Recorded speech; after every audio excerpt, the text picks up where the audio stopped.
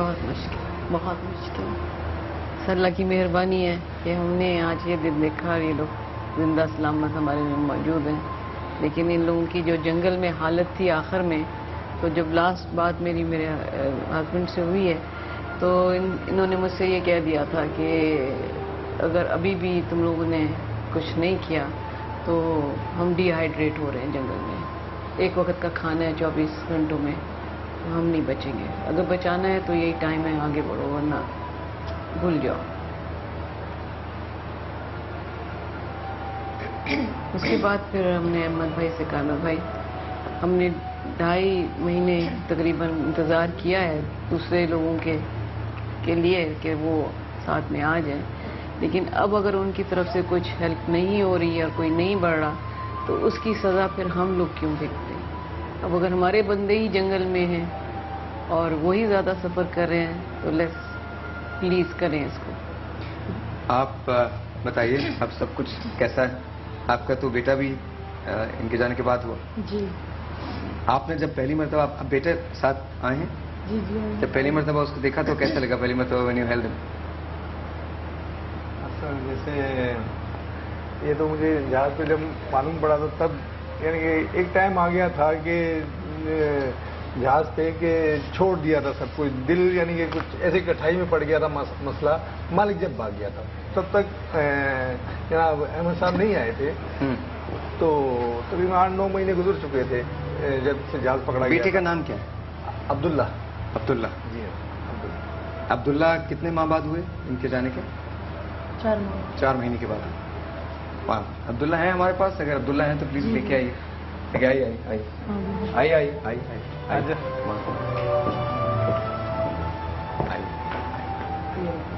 Okay. He's such a cute. Here we go.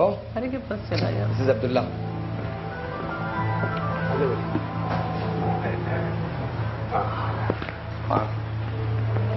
بجا سکتے ہیں آپ لوگ. کیا ہو گیا ہے؟ گو. 7 پاکستانی تھے. جی سر. 2 انڈینز تھے جس میں سے ایک انڈین کو مار دیا گیا 25 جون 2011 کو. جی ہاں. 7 بنگلہ دیشی اور 6 شری لنکن اور ایک ایران. جی ہاں. ٹوٹل 23 کا حملہ تھا جس میں سے ایک ہلاک ہوا 25 جون 2010 کو. اور ان کی ہلاکت کے بعد چونکہ اونر نے ڈیمانڈز پوری نہیں کی اور آلموسٹ انہوں نے بینکرپسی ڈکلیئر کر دیا تو ڈاکو نے کہا کہ کپتان دیکھو ایک کو مارا ہے اور اس کے بعد یہ لائن لگے گی اور ہر ہفتے ایک آدمی کو ہم شکار بنائیں گے. تو میں نے کہا میرے سے بات کراؤ مجھے اپنی فیملی سے. پھر میں نے ناظر سے بات کیا اور پھر ان کی کوششوں سے انہوں نے ڈھونڈ کے نکالا الادین کے چراغ سے چنائی صاحب. اور نہیں وہ بڑا کروشل تھا کیونکہ جاوید نے مجھے کہا کہ ہم سب کو لائن میں کھڑا کیا ہوا ہے، ایک کو یہ لوگ گولی مار چکے ہیں اور ایک بندہ انہوں نے مار دیا ہے اور انہوں نے فون نہیں اٹھا رہا اور اگر اس نے فون نہیں اٹھایا تو یہ ہم لوگوں کی باری ہے، میری اور مشتبہ کی. تو میں نے پھر وہ پائلٹ سے بات کی. میں نے کہا آپ ابھی حوصلہ کریں، مجھے ٹائم دیں، میں یہاں سے کچھ موو کرتی ہوں. I will talk to the owner. میں نے اونر کو فون کیا. انہوں نے کہا کہ یہ تمہیں غلط کہہ رہے ہیں، یہ تمہیں ڈرانے کے لیے کہہ رہے ہیں کہ ایک بندہ مار دیا گیا ہے، ایسا کچھ نہیں ہوا.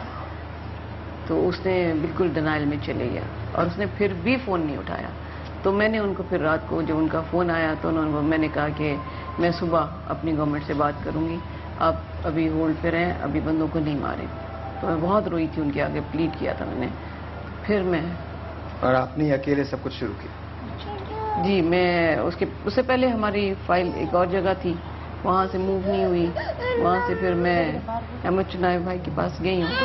تو انہوں سے میں اس وقت بہت رو رہی تھی کیونکہ مجھے اس رات کو تھریٹ کال آئی تھی اور میں بہت شیٹرڈ تھی. تو جب میں ان کے پاس گئی میں نے کہا احمد بھائی اس طرح پرابلم ہے اور میں اس وقت بالکل بے بس محسوس کر رہی ہوں کہ آپ ہیلپ کریں گے. تو انہوں نے مجھے کہا کہ نہیں آپ فکر نہیں کریں، میں انشاءاللہ آپ کی ضرور ہیلپ کروں گا. احمد صاحب اس کے بعد آگے بات کریں گے. علی تم پھر رہ گئے، واپس جب آتے ہیں تو تم سے شروع کرتے ہیں کیونکہ ایشو یہ ہے کہ اگر ہم اسی طرح سے کرتے رہے تم شروع نہیں کر پاؤ گے.